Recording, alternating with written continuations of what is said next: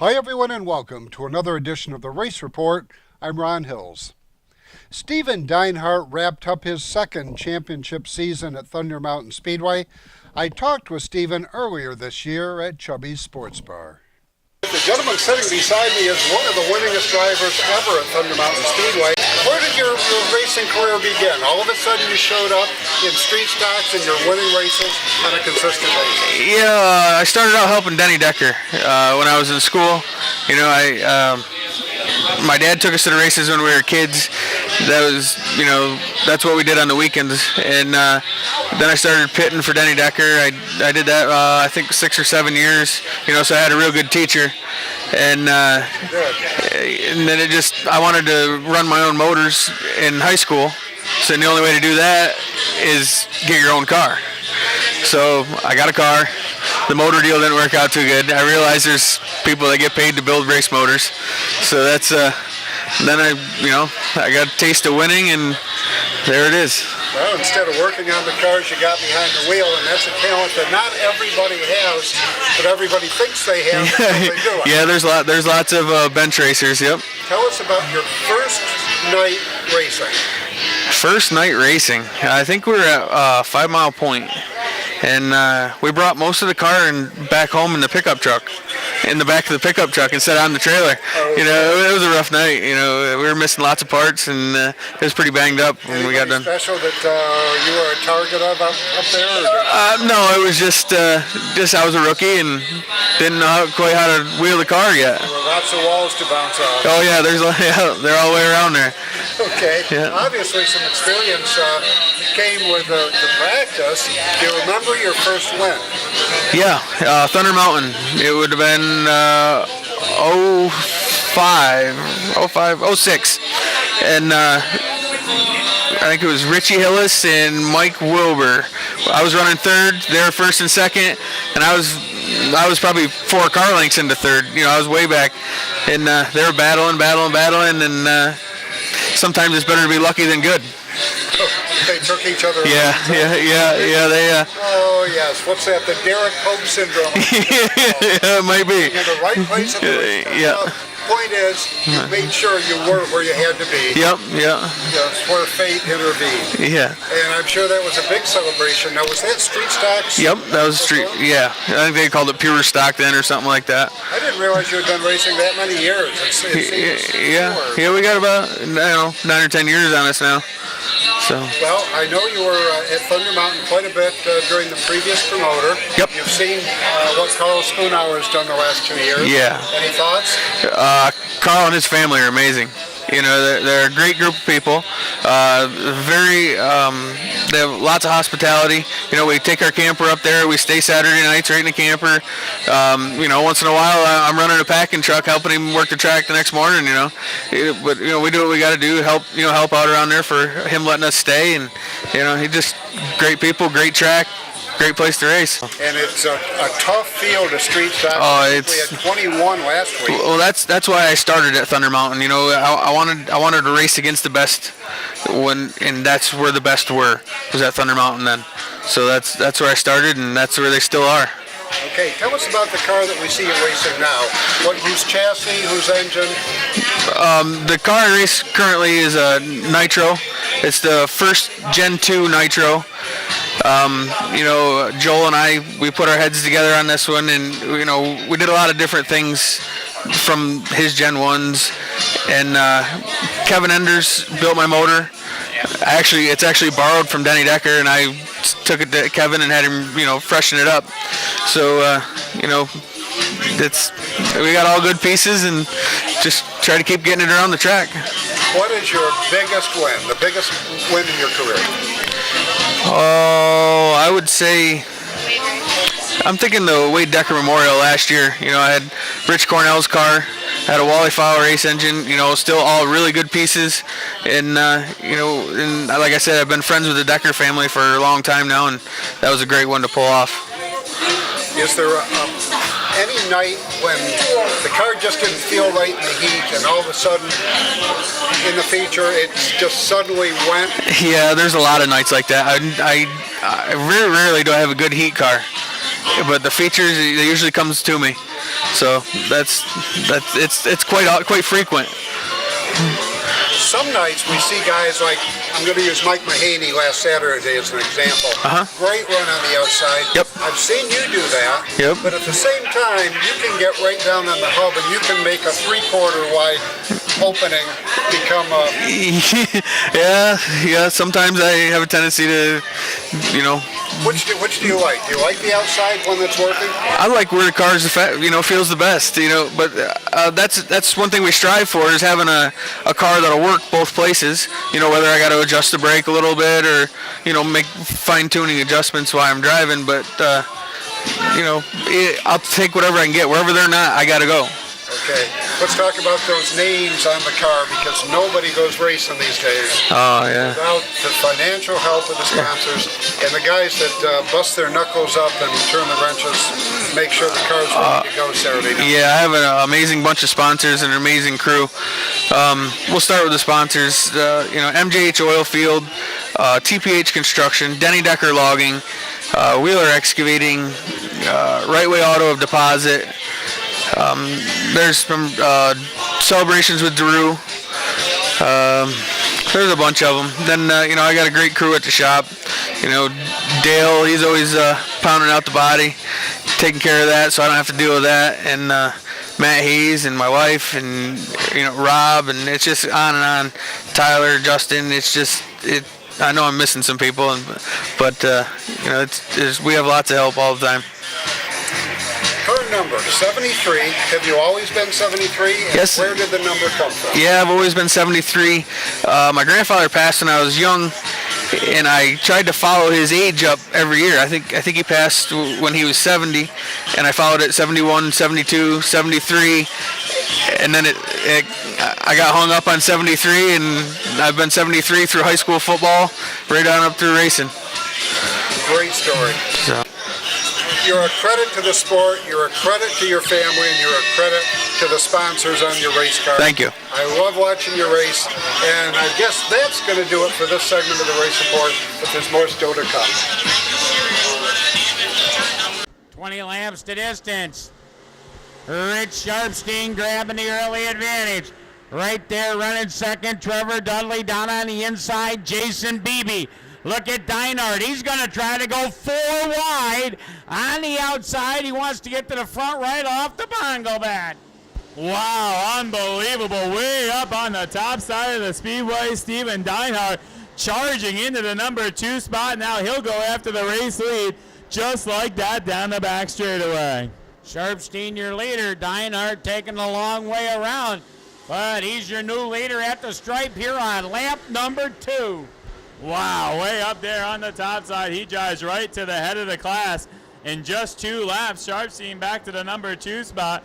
Dudley third, Carpenter fourth as they swing it out of the turn this time. Prove that you got to be up there to run there. You can't be on the bottom and run the top. You got to go up there and run it. Deinhardt with the lead, staying there on the top, diving down to the bottom now through the turn.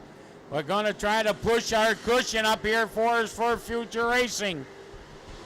Working it back through the middle of the field, Shane Wolf Jr., the 81, the 4 Roses, John Cooper, as they work it down between turns 1 and 2. That's a good battle. Boynton joins in with the 3L. As they bring it out of turn 4 this time, it's all Steven Deinhardt. Got a lot of traffic here towards the back of the pack, guys. Battling for position. Jonathan Carpenter almost got around there. And the J12 gets it straightened out, then Beebe trying to close in with his 21. Down into turn number 1, still Deinhardt out front, taking him out of turn number 2 with the advantage. Sharpstein holding down that number 2 spot. They rumble it into turn number 3, out of 4 this time. It continues to be Deinhardt out front. Down into turn 1, Cooper down to the inside on Zimmer, nicely backs out of the throttle, lets him straighten it back up into turn number 3. This time we'll see the white flag flying. Doug Stack Jr. on the inside of Trevor Dudley. That's the battle for position. But down the backstretch, taking the lead on lap number 2, not relinquish it. The win's going to go to Steven Deinhardt in the 73.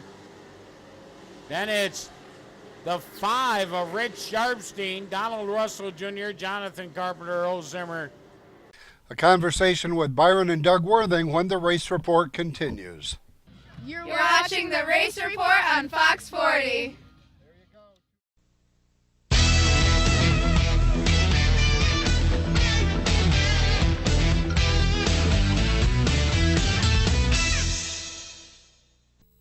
Unicorn Electronics in the Valley Plaza, Johnson City has the best pricing and selection of audio, video, and computer cables in the area.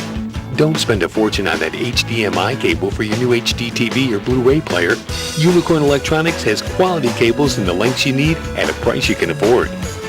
Expanding your network, Unicorn has the patch cables and accessories to make it happen. When you need to connect, think Unicorn Electronics in the Valley Plaza, Johnson City.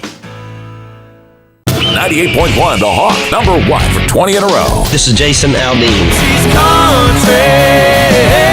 Hot new country. This is Luke Brown. And kiss tomorrow goodbye. This is Charles, Dave, and Hillary. and we are Lady Annabella. And I don't know why you don't take me downtown anymore. Binghamton's Hot New Country. This is Carrie Underwood. Every tear-soaked whiskey memory blown away.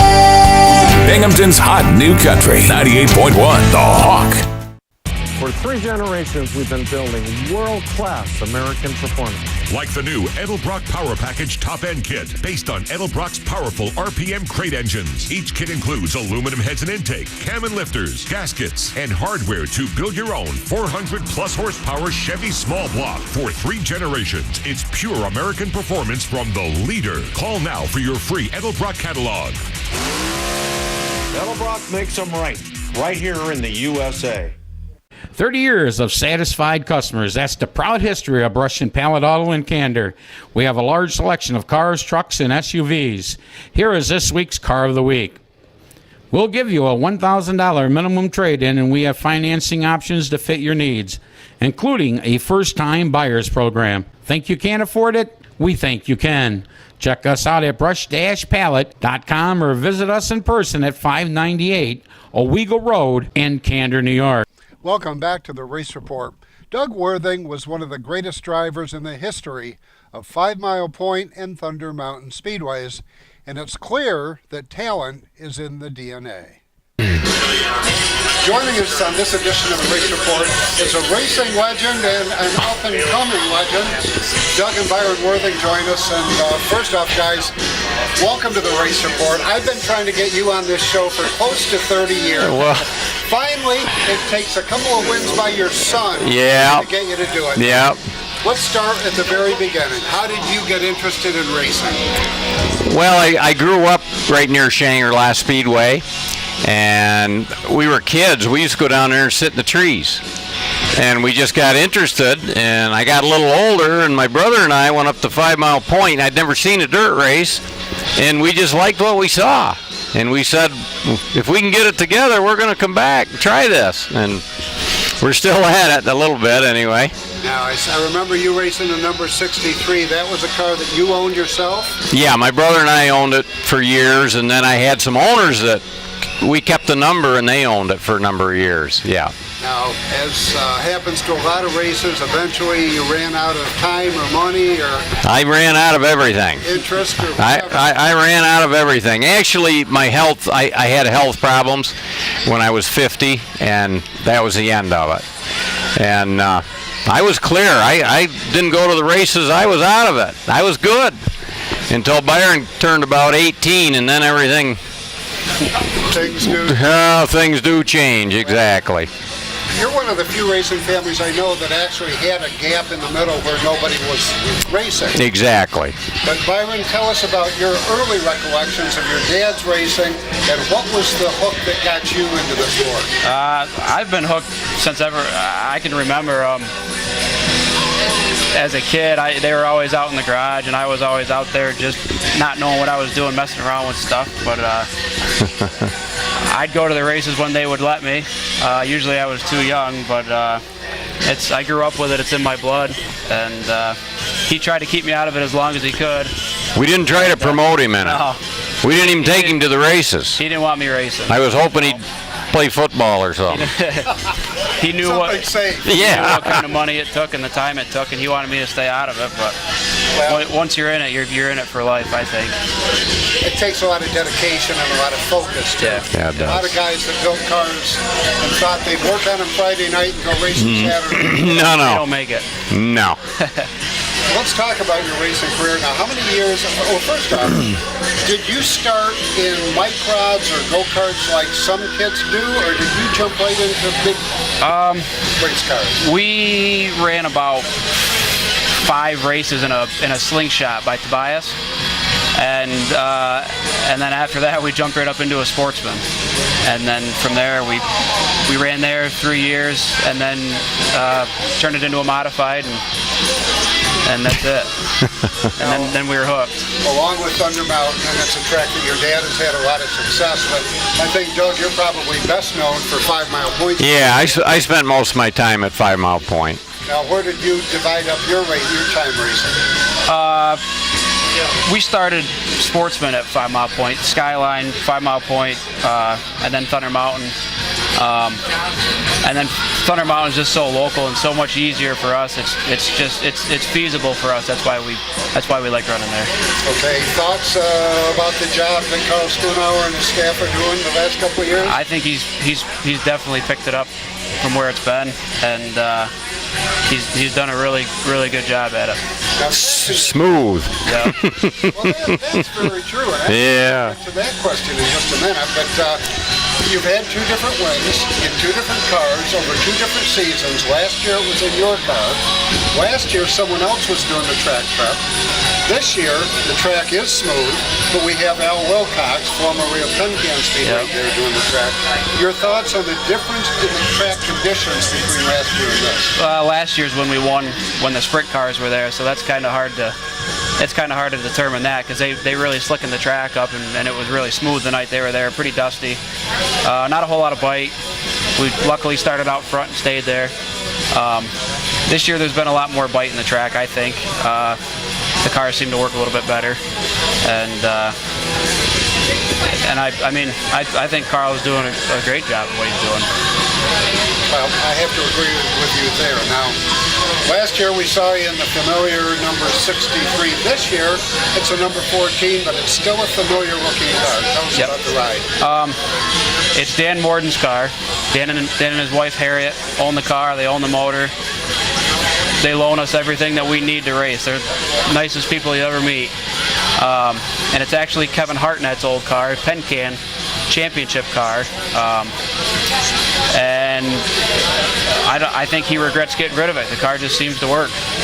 I'll tell you what, when you won, and that happened to come on the 4th of July this year, I don't know who had the biggest grin in victory lane. I think it was the guy sitting next to you. Yeah, I was excited. It might have been Dan, too. It was probably Dan was very excited. That was our first night out with the car, so that was kind of a notch on our belt. Now, what are you doing with the 63 car? Is that just parked or is it backup? That's parked for right now. We've got all good parts on it. We plan on.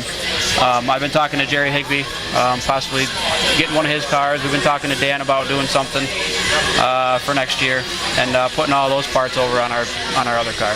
Well, let's give Dan Morden some credit. Let's give some credit to the people that make it possible every week. You got some people that skin their knuckles working on the car. You got some sponsors' names on the car that you wouldn't get to the racetrack if it wasn't. Exactly. Who do we start with? Well, obviously Dan and Harriet. They're the reason we're sitting right here talking to you. Actually,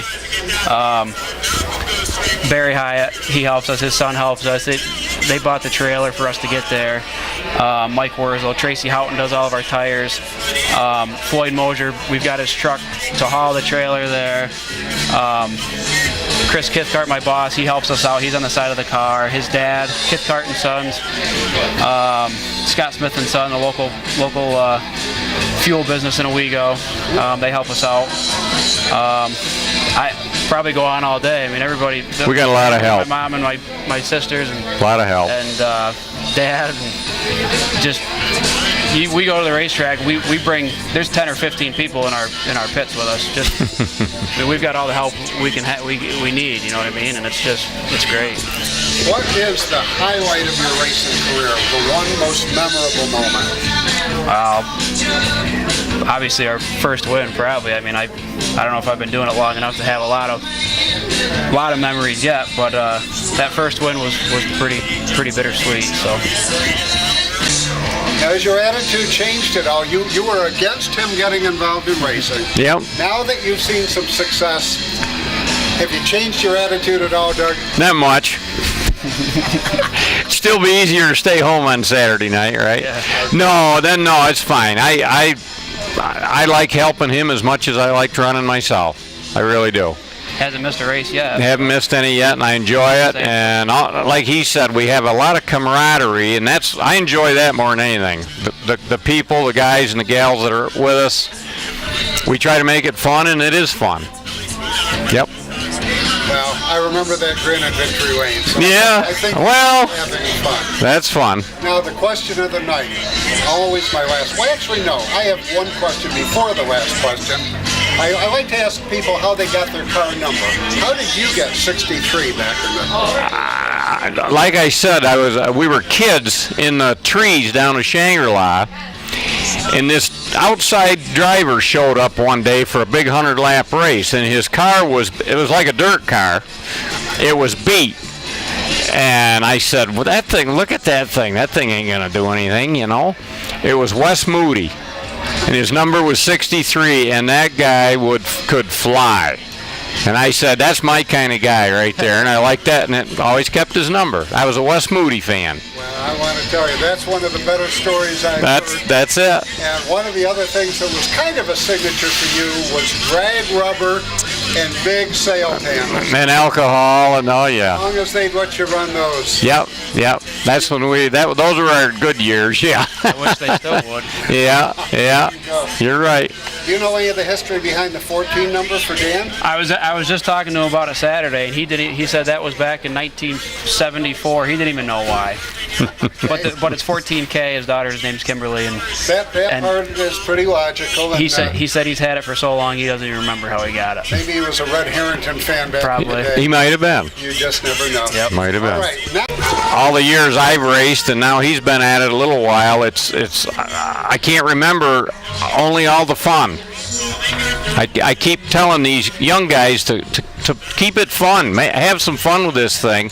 Not doing it to make money. Because we're not no hot shot racers by any means, and you got to enjoy this thing as you go. I think that's important. I don't think I've heard any better advice since I've been in this book. Doug, Byron, glad to have you on the Race Report. Well, glad to be here. Seeing you racing at Thunder Mountain and any other tracks you venture to. Right. And, it only took 30-some years, but we got it. Doug Worthen on the Race Report. Thank you. More to come on this edition of the Race Report. You're watching the Race Report on Fox 40.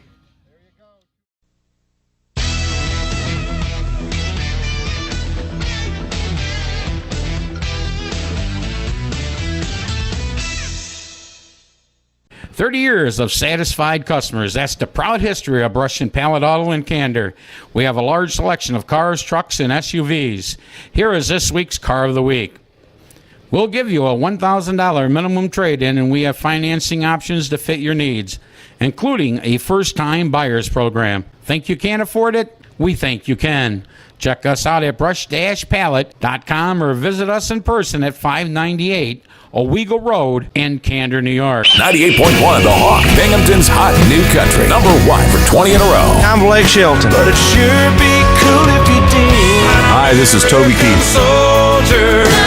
Binghamton's hot new country. 98.1 The Hawk. Welcome back to the Race Report.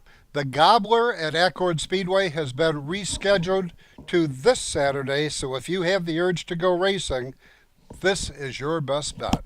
We got a pretty busy Saturday coming up at the Gobbler Accord Speedway. Gates open at 10 a.m. Hot Laps 1 racing at 2. $5,500 now to win for the modifieds for 50 laps, $1,500 for the sportsman. That's open and crate together with crate bonuses. We've got the street stocks for $700 to win and the slingshots for $300 to win. It's a full day of racing, and unlike last year, we've got a little bit of weather on our side. It looks like it's been a pretty mild November, and mild temperatures expected in the next weekend. Please join me next week as we bring you interviews with the Sherwood and Yoakum racing families. From our entire family at the Race Report, thanks for watching. Till next week, I'm Ron Hills, and I'll see you at the races. Byron Worthing, your leader. Now Roshinsky trying. There goes Chad Cook around in the proverbial knot. Left rear tire flat on his buggy.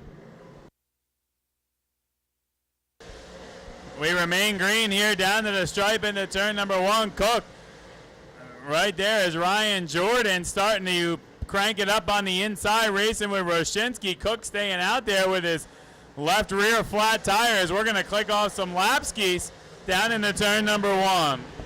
One of your most important tires there, but he says, I can make it home from here. Only 9 laps to go. Now he's slowing. He'll have to go pit side. Roshinsky trying to work around Ryan Jordan. Caution is out. Green is out. Down into turn number 1, Brian Malcolm trying to crank on the inside of Billy Spoonhour. Ryan Jordan going upstairs in the R21. Down to the basement goes Brent Wilcox. Stay working out of turn 3 wide here with Roshinsky there in the middle. But the Ryan Express trying to hook it up on the outside. The R21 now. He's up there to position number 5, working around Mike Nagel Jr. But bobbles. Down the home straightaway, Wilcox off to the inside. We got dicing and shuffling all through this field. Wilcox still working inside of Ryan Jordan. Mikey Nagel right there in the mix as they bounce it through the corners. Here comes Butch Green back through. Byron Worthing, who got that lead early, lost it momentarily on a restart. Now Butch Green working inside of Ryan Jordan. Roshinsky got a piece of Green. Green went around in a knot. Into turn number 3 out of 4 they come. Green is back out. Billy Spoonhour still running second. Ryan Malcolm taking a look to the inside. Nagel still running 4th. Wilcox 5th. Ryan Jordan 6th. Roshinsky is 7th. Time running out now with 3 to go. 3 laps to go. Battle on the speedway is for second. Here comes Malcolm down to the inside on Spoonhour. They're going to battle into turn number 3. Malcolm leaves a little bit of a lane there, works it off on the inside. Malcolm now taking over position second. Wilcox got way up and out of the groove. He's going to lose some spots. But coming around, the white flag coming out for Byron Worthing, looking for modified win number 1 of 2015. Out of turn number 2, Worthing setting the pace down the back straightaway for the final time. Checkered flag set to fly for Byron Worthing.